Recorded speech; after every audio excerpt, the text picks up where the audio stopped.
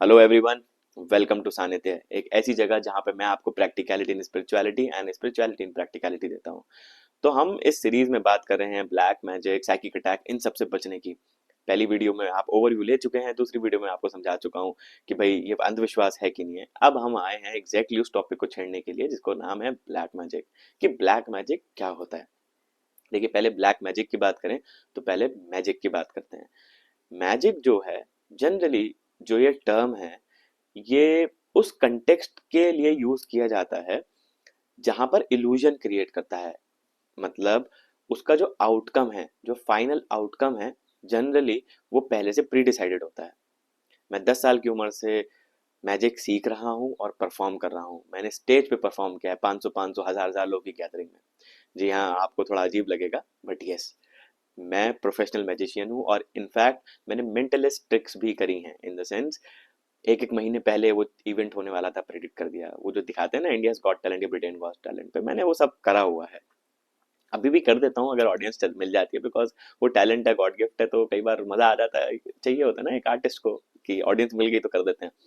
But magic जो है, magic में जनरली आउटकम आपको पता होता है। अब हम जो, और वो इल्यूजन होता है, इट इज इल्यूजन। प्राइमरली उसका जो प्रोसेस होता है वो इल्यूजन होता है। आप ऐसा क्रिएट करते हैं कि लोगों को लगता है कि वो एक आउटकम जो आया है वो अपने आप आ गया, बट वो सब प्री डिसाइडेड होता है। ये बहुत बड़ा सीक्रेट है। अब वो कैसे होता है, उसमें मैजिशियन का अपना ट्रिक होता है। हर एक आउटकम लाने के लिए हो सकता है 3 4 तरीके लगे, वो हर एक मैजिशियन का अलग हिसाब किताब होता है। Magic magician never shares his secret और हर सीक्रेट। सो यहाँ पर हम बात कर रहे हैं ब्लैक मैजिक की। अच्छा, जो ब्लैक मैजिक और वाइट मैजिक, यस, अगर आप यूट्यूब पे ढूंढेंगे तो वाइट मैजिक की भी वीडियोस मिलेंगी।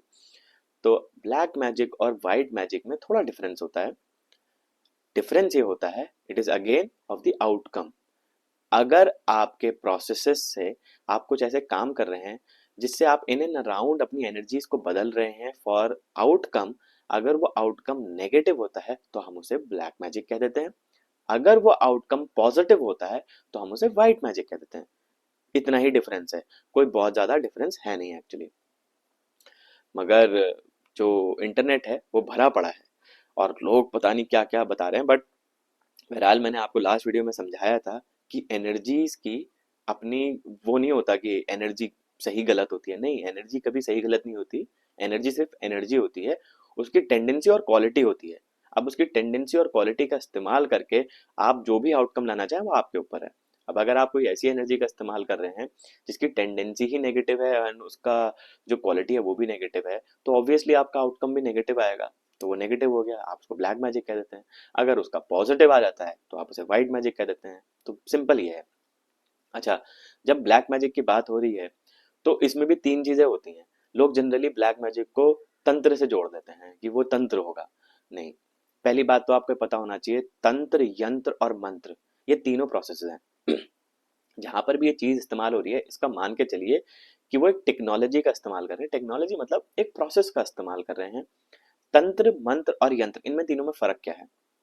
जब हम मंत्र की बात करते हैं तो वो हमारी जो मेमोरी होती है ना, मेमोरी के 16 पार्ट होते हैं, बट जो 4 पार्ट हैं, अगर आप कैलाश खेर का गाना याद करेंगे, न मन न बुद्धि न चित्त अहंकार, ये एक गाना है कैलाश खेर का, बहुत सुंदर गाना है, सुनिएगा।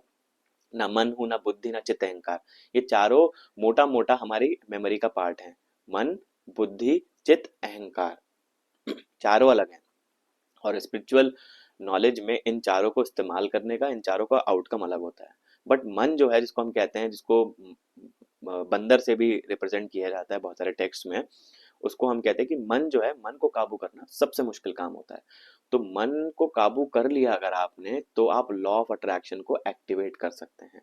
तो ये जो लॉ ऑफ अट्रैक्शन जो आजकल इतना फेमस है ना, वो हमारी फिलॉसफी में बहुत पहले से दिया हुआ है। और पढ़िए, आपको पता चलेगा। सो मन को कैप्चर करना तो कब से दिया हुआ है। अगर आपने मन को कैप्चर कर लिया तो लोग कहते हैं आप कुछ भी कर सकते हैं। तो जब हम मन को कैप्चर करने की कोशिश करते हैं या मन में से किसी चीज को निकालने की कोशिश करते हैं किसी पर्टिकुलर साउंड के द्वारा, हम उसे कहते हैं मंत्र। मतलब टेक्नोलॉजी में हमारे मन पे काम हो रहा है, उसे हम कहते हैं मंत्र। जब हम फिजिकल एक्शंस को इस्तेमाल करके हम कुछ ऐसी चीजें करते हैं कि हमारी एनर्जीज चेंज हो रही हैं, हम उसे क्या कहते हैं? तंत्र। यस, जब आप फिजिकली कर रहे हैं तो हम उसे कहते हैं तंत्र। आपने देखा है ना वो पुरानी, मतलब पुरानी क्या है, आजकल नई पिक्चरों में भी वो कौन सी मूवी भूल भुलैया हो, उसमें क्या करते हैं वो ऐसे नींबू मिर्ची नमक और ये सब लगा लगा करके वो ऐसे कुछ कुछ बनाते हैं, वो क्या हो रहा है, वो तंत्र का इस्तेमाल है।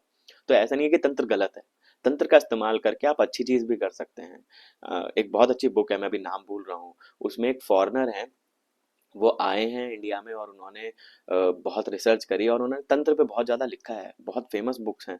मैं शेयर करूंगा कभी आपके साथ, या आप कमेंट्स में डालिएगा, मैं डेफिनेटली अगर किसी को इंटरेस्ट होगा तो मैं उस बुक का नाम शेयर करूंगा। सो उन्होंने तंत्र के ऊपर लिखा, तो तंत्र गलत नहीं होता, तंत्र का इस्तेमाल गलत और सही अगेन मैंने बताया ना, टेंडेंसी ऑफ एनर्जी के ऊपर है, आप उसको कैसे इस्तेमाल कर रहे हैं और आउटकम क्या लाना चाहते हैं उस पर डिपेंड करता है। सो तंत्र मतलब फिजिकली हम एक्शंस करते हैं तो वो तंत्र होता है। अब हम बात करते हैं यंत्र की। जब इन फिजिकल एक्शंस को आप किसी ऐसी इमेजेस के थ्रू या उनको उस फॉर्मेट को आप किसी और उसमें डाल देते हैं जिससे कि आपकी एनर्जी चेंज हो जाए, हम उसे कहते हैं यंत्र। तो जैसे श्री यंत्र है, वो क्या है, वो जो तंत्र की क्वालिटी थी, तंत्र करने से जो आपको एनर्जीज का चेंज लग रहा है, आपने उसका एक छोटा सा इंस्ट्रूमेंट बना दिया, तो वो हो गया यंत्र। फॉर एग्जाम्पल कम्युनिकेशन करना है, हमारा आउटकम क्या है, कम्युनिकेशन। अगर मैंने एक ग्लास लिया थर्मोकोल का, उसमें धागा जोड़ा और दूसरे को दिया, तो मैंने करा तंत्र, मतलब कम्युनिकेशन करने के लिए मैंने तंत्र का इस्तेमाल किया, मैंने फिजिकली वो चीज करी और तंत्र का इस्तेमाल हो गया। या मैं ऐसे करके हाथ से उसको दूर से बता रहा हूँ, मैं धुएं से बता रहा हूँ, वो मैं तंत्र का इस्तेमाल कर रहा हूँ, आउटकम क्या है, कम्युनिकेशन। अगर मैंने मोबाइल का इस्तेमाल कर दिया, वो हो गया यंत्र, मोबाइल क्या है, यंत्र। अगर मैंने टेलीपैथिकली वो काम करा तो वो हो गया मंत्र। एनालॉजी हो सकता है उतनी सही ना हो, बट मैं आपको बहरहाल बता रहा हूँ कि फर्क क्या है इन सब चीजों में। ओके, सो ब्लैक मैजिक और व्हाइट मैजिक में फर्क क्या है, इट इज वेरी सिंपल, कि आप एनर्जीज का इस्तेमाल करके क्या आउटकम लाना चाह रहे हैं और आप किस तरीके से कर रहे हैं, और आप उसका आउटकम क्या लाना चाहते हैं। अगर आप पॉजिटिव आउटकम लाना चाहते हैं वो व्हाइट मैजिक हो जाता है, अगर आप नेगेटिव आउटकम लाना चाहते हैं वो ब्लैक मैजिक में आता है। बट बहरहाल ये बहुत ही एब्सर्ड तरीका है चीजों को, मतलब शब्द है इस्तेमाल करने के लिए, बट कायदे में अगर देखा जाए, हम गेम सारा एनर्जीज का कर रहे हैं। तो कोई भी ब्लैक और व्हाइट होता नहीं है, it is always the intention, energies intention पे काम करती है। अगर मेरी इंटेंशन आपको फायदा देने की है तो एवरीथिंग इज वाइट, सब वाइट में है, बट अगर मेरी एनर्जीज आपको नुकसान देने की है तो everything is black. So that's how it is. Black magic simply वो तरीके होते हैं जिनसे आप नेगेटिव आउटकम्स लेके आते हैं। क्या ये पॉसिबल है, किया जा सकता है, बिल्कुल है।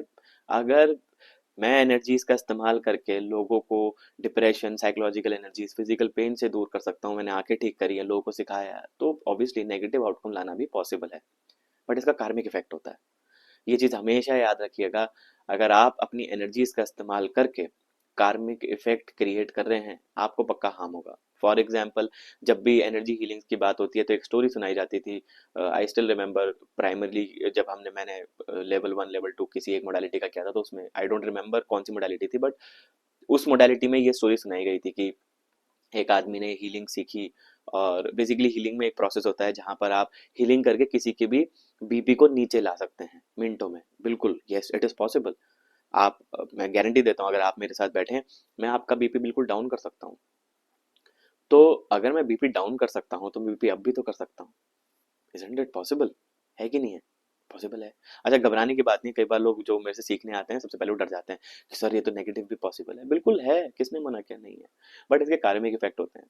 तो स्टोरी में ये था कि दो दोस्त थे, उन्होंने हीलिंग सीखी, तो उन्होंने ये वाला पार्ट भी सीखा कि कैसे बीपी डाउन करते हैं। तो एक का बहुत अच्छा काम चलने लग गया, मतलब उसका बिजनेस बहुत अच्छा चल रहा था, उसने बिजनेस शुरू कर दिया, दूसरे का नहीं चल रहा था।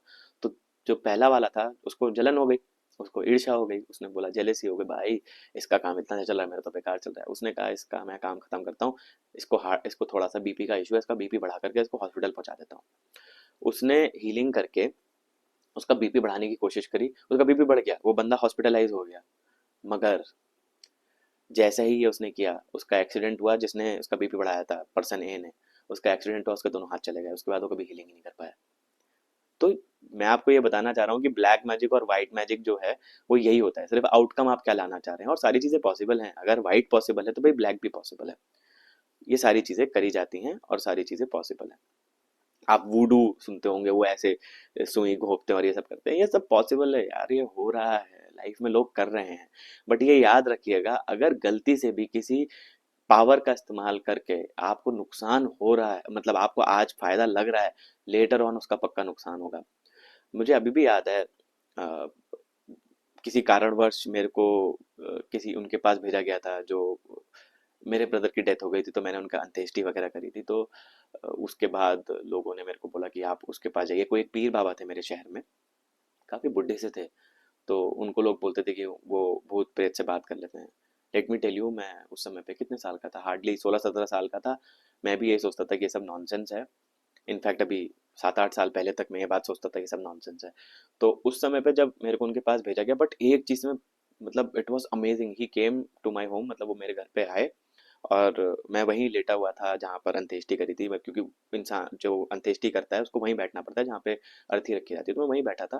तो जैसे ही घुसा, उसने आंखें बंद करी, उसने कहा हाँ क्या बताना है इसको। उसने ऐसे करा, ऐसे ऐसे कुछ कुछ तो किया उसने। उसने क्या बताना है इसको। तो यार उसने ये तक बता दिया कि मेरे भैया व्रत रखते थे मंगलवार के। तो उसने ये तक बता दिया कि उसने 12 व्रत रखने थे, 9 रखे हैं, 3 और रख लेना। मेरे को बोला तेरे को बोल रहा है 3 और रख लेना।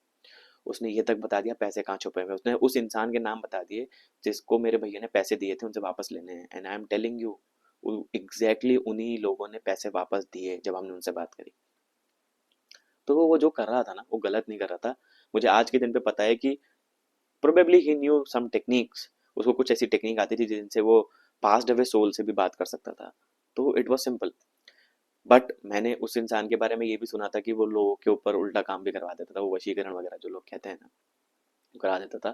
तो उसी को मैंने 1 डेढ़ 2 साल बाद मैंने किसी डॉक्टर के यहाँ मैं गया था, डॉक्टर के यहाँ देखा। तो मैंने उनसे पूछा, मैंने कहा अंकल इनको प्रॉब्लम क्या है। तो आप जवाब सुनिए, because doctor was my uncle. Uncle ने क्या जवाब दिया, अंकल ने बोला बेटा इसके ना लंग्स में पानी भरा हुआ है, इसके लंग्स सड़ गए हैं, इतनी बुरी कंडीशन है कि ये शायद 1 महीना भी जिंदा नहीं रहेगा।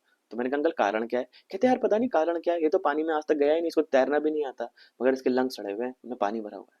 आप समझ रहे हो।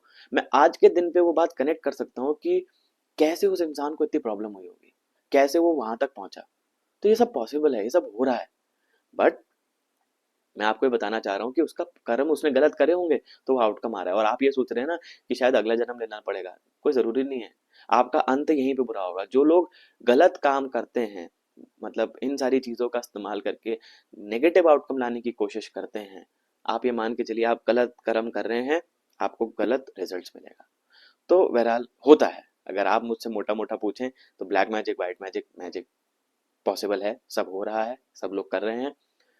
बस हमें उससे बचने का तरीका आना चाहिए। अगर आपको कुछ कुछ थोड़ी बहुत चीजें आती हैं तो आप इन सबसे बच सकते हैं। क्या कोई इंसान आपकी जिंदगी कंप्लीटली बर्बाद कर सकता है? नहीं। अगर आप कंप्लीट एनर्जीज का, प्रोटेक्शन का इस्तेमाल कर रहे हैं, तो कंप्लीटली आपको कोई बर्बाद नहीं कर सकता, कोई आपके लाइफ में बुरा नहीं कर सकता। बट हाँ, पॉसिबल है, हो रहा है। बहरहाल इस वीडियो में इतना ही। नेक्स्ट वीडियो में हम समझेंगे कि भूत और प्रेत एग्जैक्टली फर्क क्या डालते हैं, इन दोनों में फर्क क्या है। होता भी है कि सब ऐसी बेवकूफ बना रहे हैं। So stay tuned. और अगर आपको नॉलेज अच्छी लग रही है, please do like, share and subscribe. आपका भी कहना चाहिए कर्मा अच्छा होगा जब आप लोग साथ नॉलेज शेयर करेंगे, भगवान आपके साथ भी नॉलेज शेयर करेगा, और मेरा भी डेफिनेटली अच्छा होगा। Thank you so much. May God bless us all with good health, happiness, spirituality, prosperity and abundance.